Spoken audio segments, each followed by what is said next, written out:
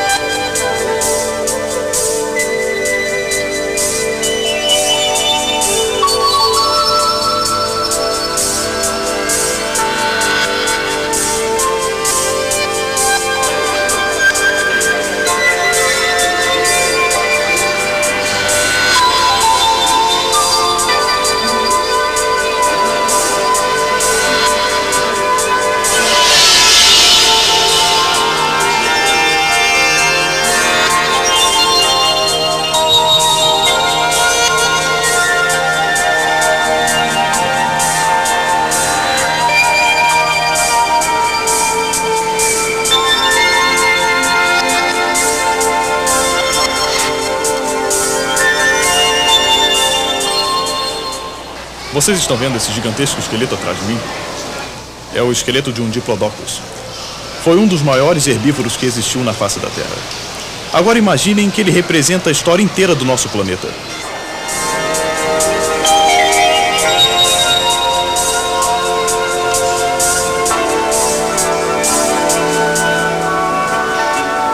Ela surgiu primeiro aqui, na cabeça. Era uma terra ainda jovem e estéril. Até que aqui, na metade da vértebra cervical, teve início a vida. Ao longo de toda a coluna foi o tempo que surgiram os primeiros seres unicelulares, amebas e micróbios. E somente aqui, na base da cauda, encontramos criaturas com espinha dorsal, como os peixes. No meio da cauda, esses seres saíram dos oceanos e passaram a caminhar pela Terra. Os dinossauros apareceram no final da cauda. E o homem atual é representado apenas pelo último e minúsculo osso da cauda deste animal. Agora me acompanhe.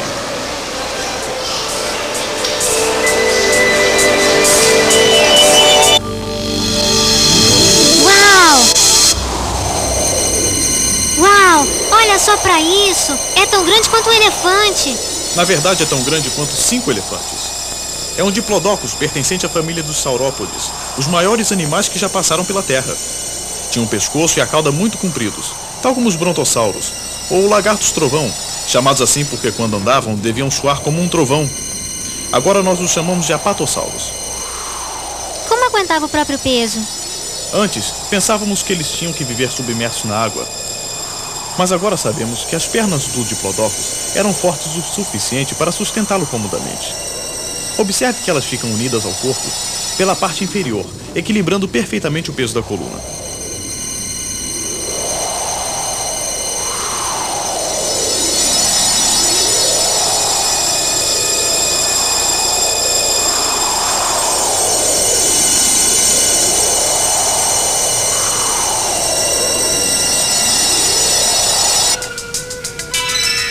Agora observe este animal.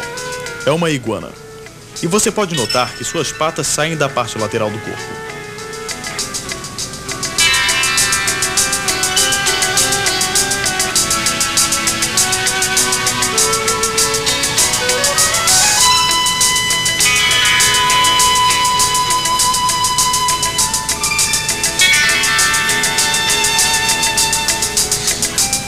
Outro animal que tem essas características é a salamandra, cujas patas também são laterais. Isso quer dizer que esses dois animais não são da mesma família que os dinossauros.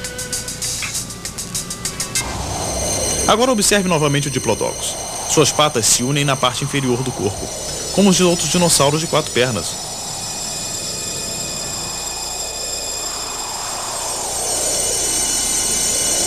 Olha isso, um tiranossauro rex. Não. Trata-se de um animal muito parecido, chamado alossauro. Apesar de caminhar em 2 patas e ser bem diferente do diplodocus, suas pernas também ficam na parte inferior, o que o caracteriza como dinossauro.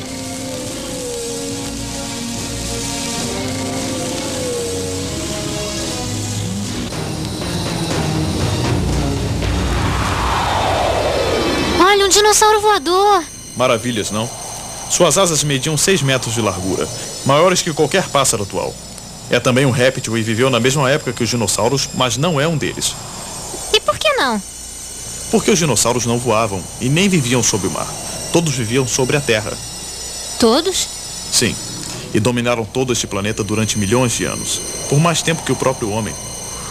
Aqui temos um Triceratops e um Edmontossauro, ambos achados na América do Norte.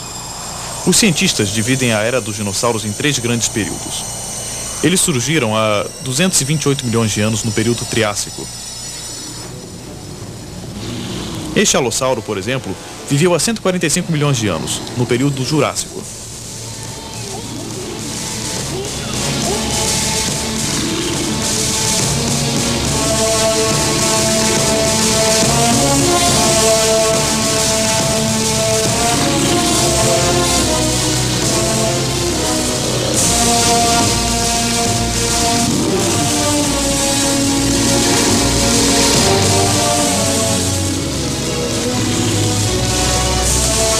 Este é um Triceratops. Olha aqueles chifres. Em que período ele viveu? Ele viveu no final da era dos dinossauros, no período Cretáceo, que terminou há 65 milhões de anos.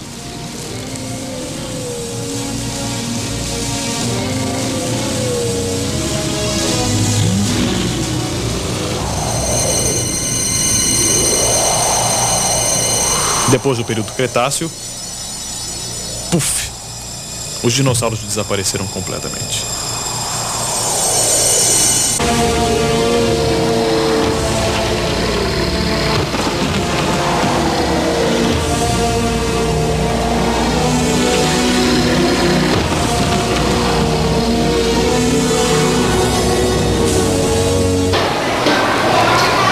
Eis uma ossada de um Triceratops.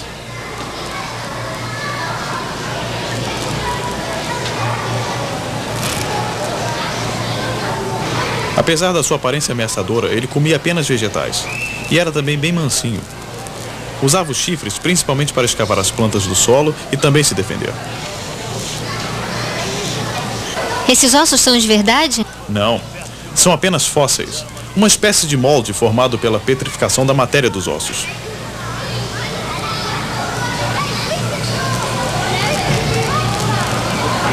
Observe esse fóssil aqui. É de um Edmontossauro.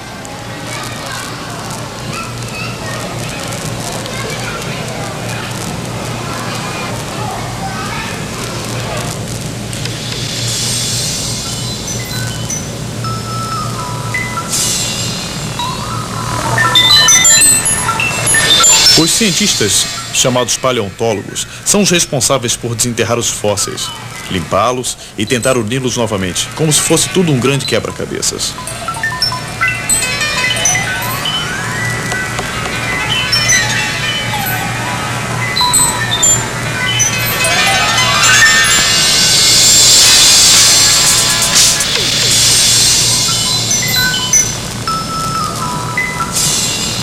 Aqui vemos o seu trabalho pronto.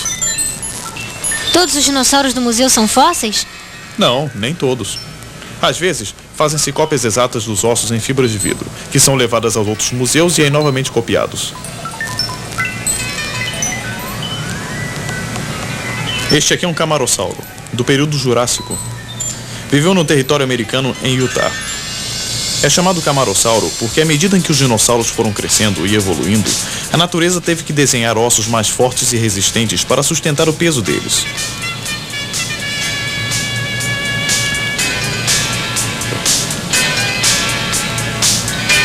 São ossos mais fortes e cheios de protuberâncias e também mais resistentes, apesar de mais leves. Estes são os ossos dos braços de um Deinocheirus, o maior de todos os carnívoros. O nome deste animal significa mãos terríveis. Este é um alossauro, diferente do tiranossauro pela crista óssea que tinha no topo da cabeça, que o tiranossauro não tinha. E também pelo tamanho dos braços, bem maiores e mais poderosos, com 3 dedos ao invés de 2. Este é outro predador mortal, o albertasauro, assim chamado porque foi encontrado em Alberta, no Canadá. Ele é da família dos tiranossauros, era menor e também bem mais rápido. Os braços são como os do tiranossauro, curtos e com apenas 2 dedos.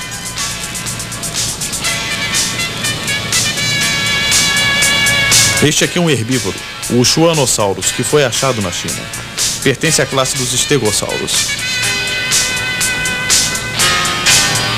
E assim como os estegossauros, ele tem essa série de placas ósseas nas costas. Este é o Gallimimus, pertence ao grupo dos ornitomimos, porque a sua formação óssea está mais próxima das aves.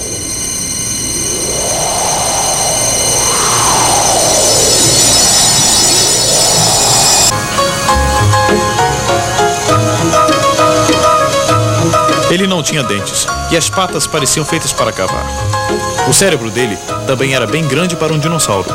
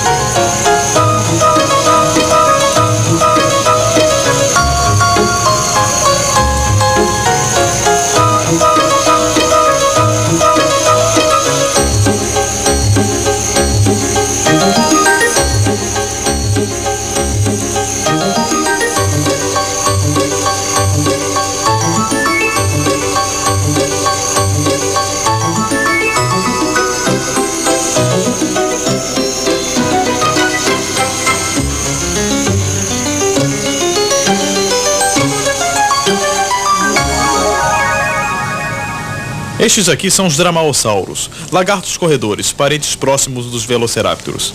Também caçavam em manadas. Apesar de não muito grandes, eram muito vorazes. Os maiores mediam 2 metros de altura, eram fortes e rápidos, tinham dentes afiados e as garras estavam perfeitamente desenhadas para rasgar a carne.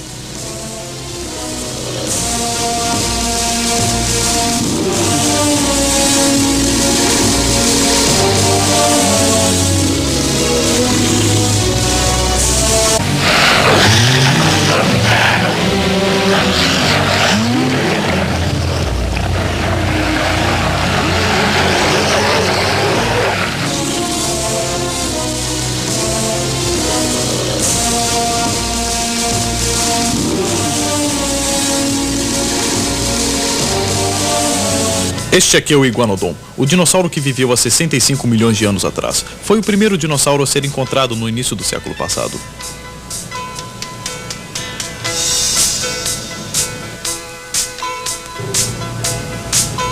Ele foi batizado de Iguanodon pelo seu descobridor, o médico inglês Gideon Mantell. Para batizá-lo, ele se inspirou no iguana, um animal então muito pouco conhecido na época. Este é o esboço de como ele acreditava que o Iguanodon se parecesse.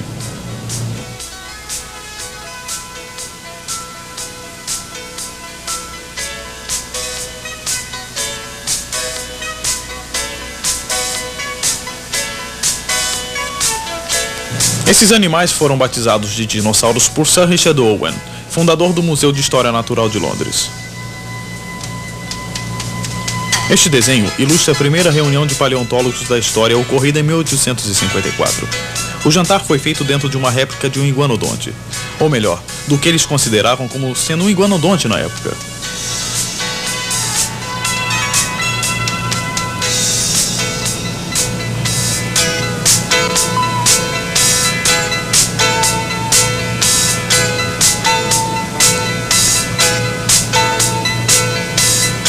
Os iguanodontes tinham uma espécie de chifre no lugar do polegar, que usavam como forma de defesa contra os predadores. Os dinossauros se dividem em dois grupos, aqueles com quadris de aves e com quadris de réptil. No iguanodon, os ossos das pernas são juntos e apontam em direção oposta à cabeça, logo são quadris de aves.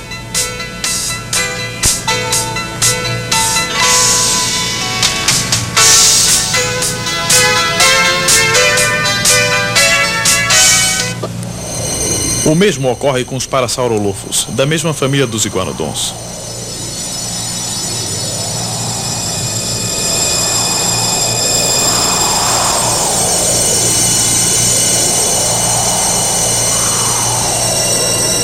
Os Triceratops também tinham quadris de aves, apesar de caminhar em quatro patas. Todos os dinossauros com quadril de aves eram vegetarianos.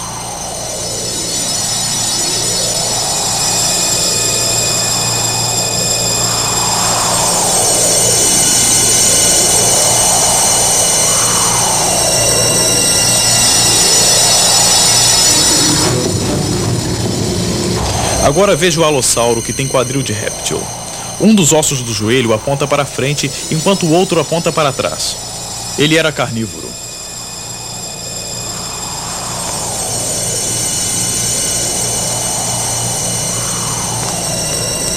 Por outro lado, nosso amigo Diplodocus, apesar de também ter quadris de réptil, comia somente plantas. O Diplodocus tinha dentes de herbívoro que usava para mastigar as folhas das árvores. Ele comia quase 1 tonelada de folhas por dia.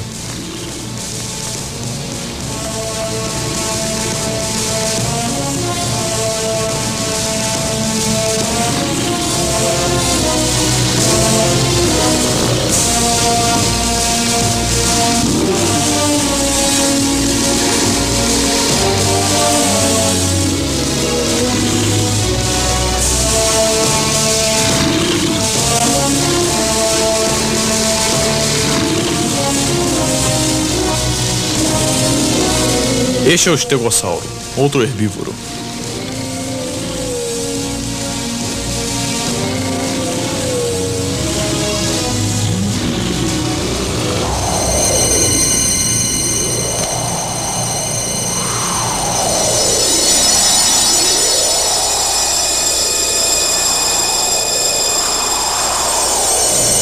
Há quem pense que ele podia se equilibrar nas patas traseiras.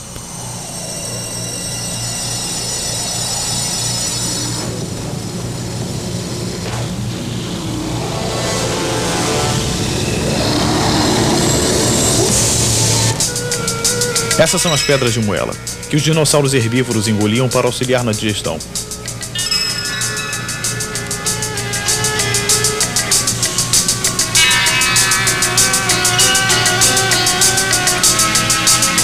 Vejam só que poderosa boca cheia de dentes e fortes mandíbulas. O Tiranossauro Rex.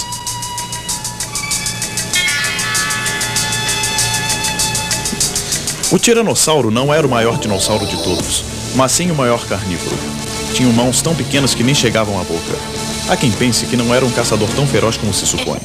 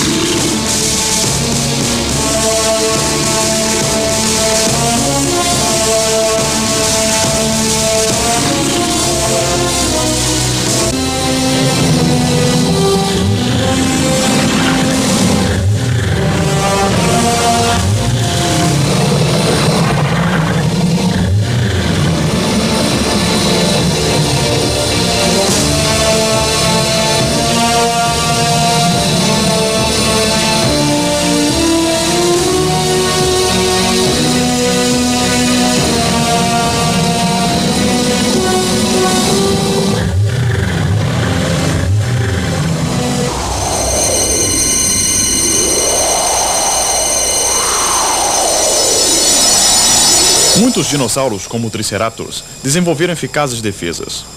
Olhe para esses chifres. A crista óssea atrás da cabeça também servia tanto como defesa quanto para sustentar a mandíbula.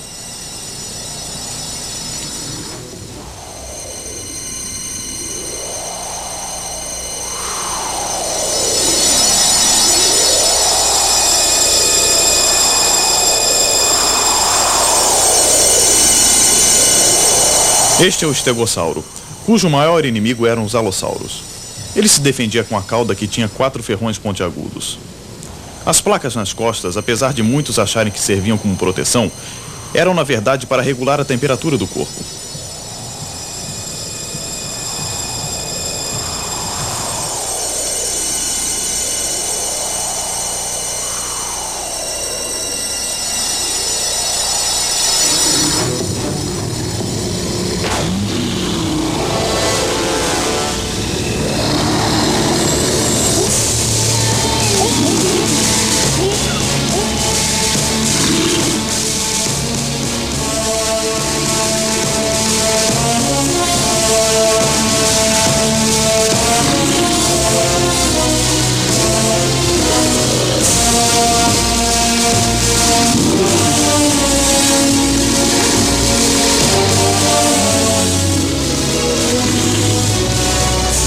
Este é um procéfalos, de carapaça bem dura.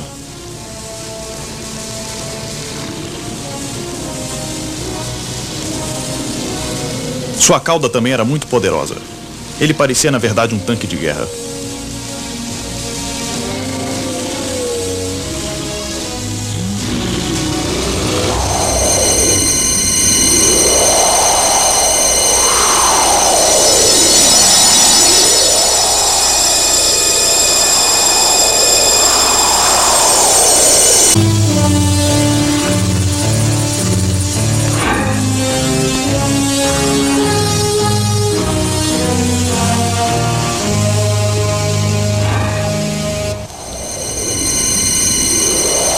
Vocês estão vendo aqui um chifre de um Triceratops, que era de grande eficácia para sua defesa.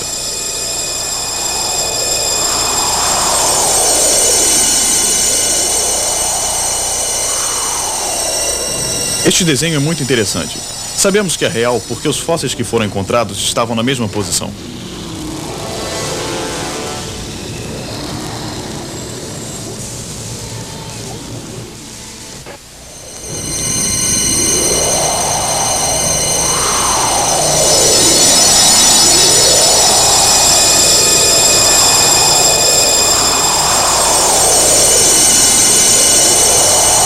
Este aqui é um grupo de deinonychus devorando um tenotossauro. Eles eram muito parecidos com os velociraptors e acredita-se que atacavam em grupos, assim como lobos e leões.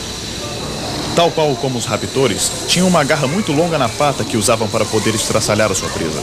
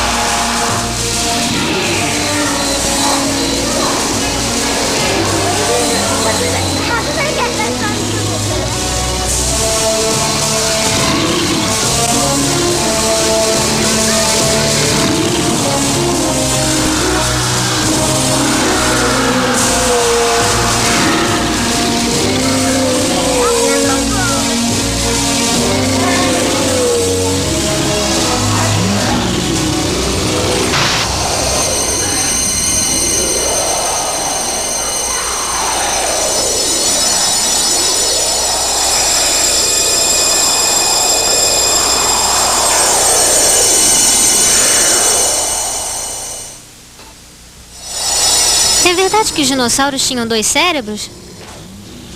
Não, não é verdade. Assim como eu e você, tinham um cérebro na cabeça. Muitos acham que eles tinham outro cérebro no quadril, mas era apenas uma massa de nervos que usavam para controlar a parte posterior. Eles eram tão grandes que precisavam de uma estação para poder passar as mensagens do cérebro para a cauda.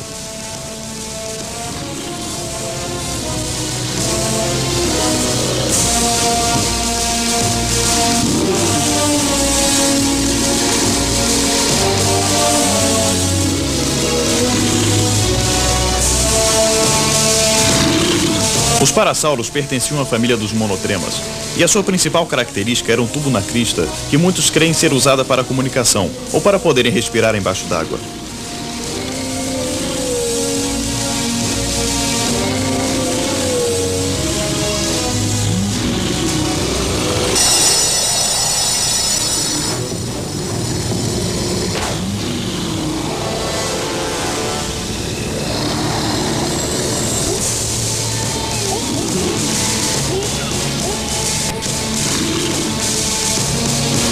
Os carnívoros eram inteligentes?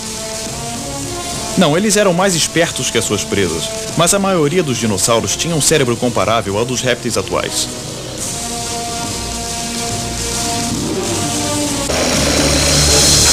Os maiores cérebros pertenciam aos pequenos caçadores como esse.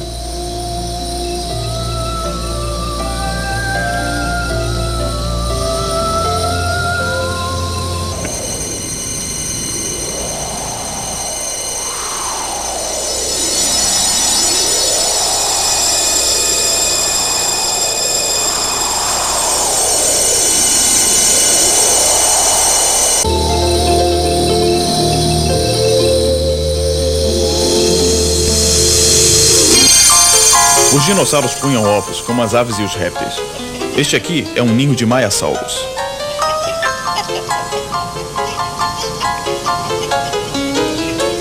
Os ninhos eram muito bem construídos e protegidos pelos pais que vigiavam e alimentavam seus filhotes.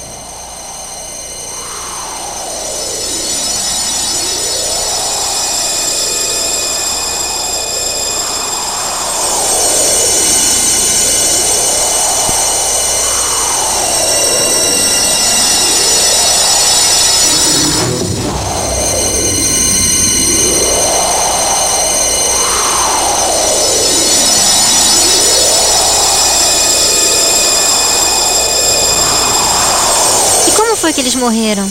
Como eu disse, eles dominaram a Terra por mais tempo que o homem. Provavelmente era assim que a Terra se parecia mais ou menos 30 milhões de anos atrás. Como se sabe quando eles morreram? Achamos muitos fósseis até o período Cretáceo. Depois desse período não foram mais encontrados. Eles se extinguiram rapidamente? Em tempo geológico, sim, mas já estavam em decadência.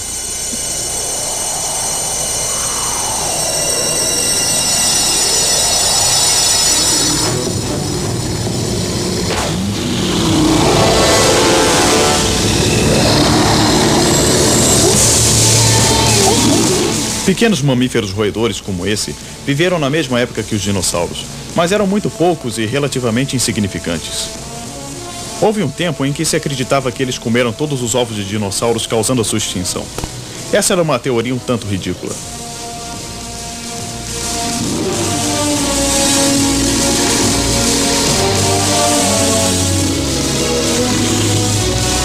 Outra teoria rapidamente abandonada foi a que, com o aumento da luminosidade, todos os dinossauros ficaram cegos e se chocaram com as árvores. Mas existem outras teorias mais prováveis. A primeira é que um meteoro ou cometa se chocou com a Terra.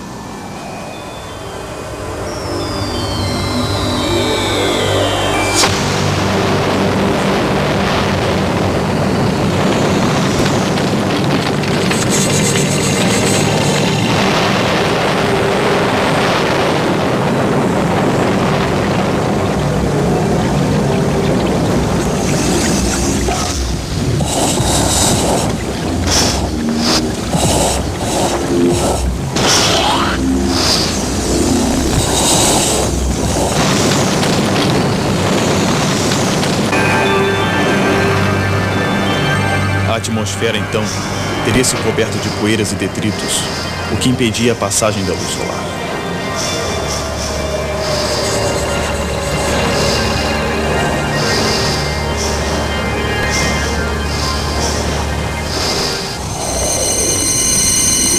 As plantas morreram.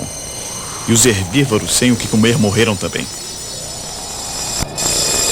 O mesmo acontecia com os carnívoros, que também ficaram sem alimentos.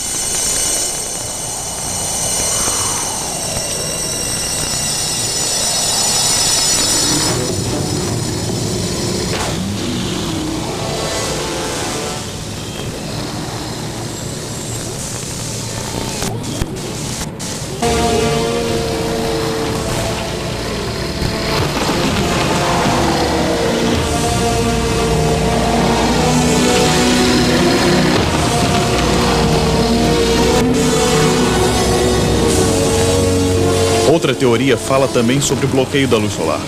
Não causada pelo meteorito, mas pela erupção súbita de milhares de vulcões.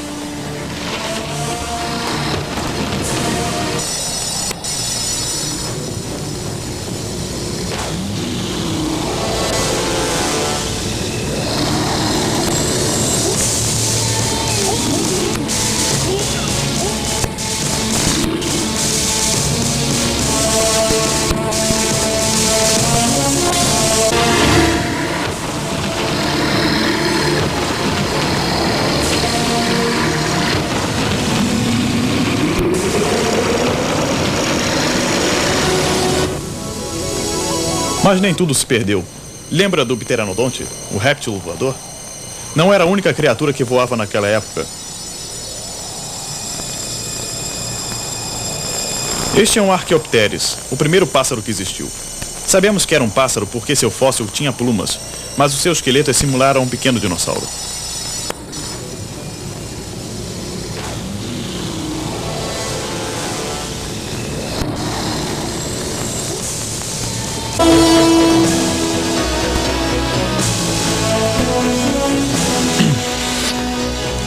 Pois eis que os dinossauros continuam entre nós, através de seus descendentes, os pássaros.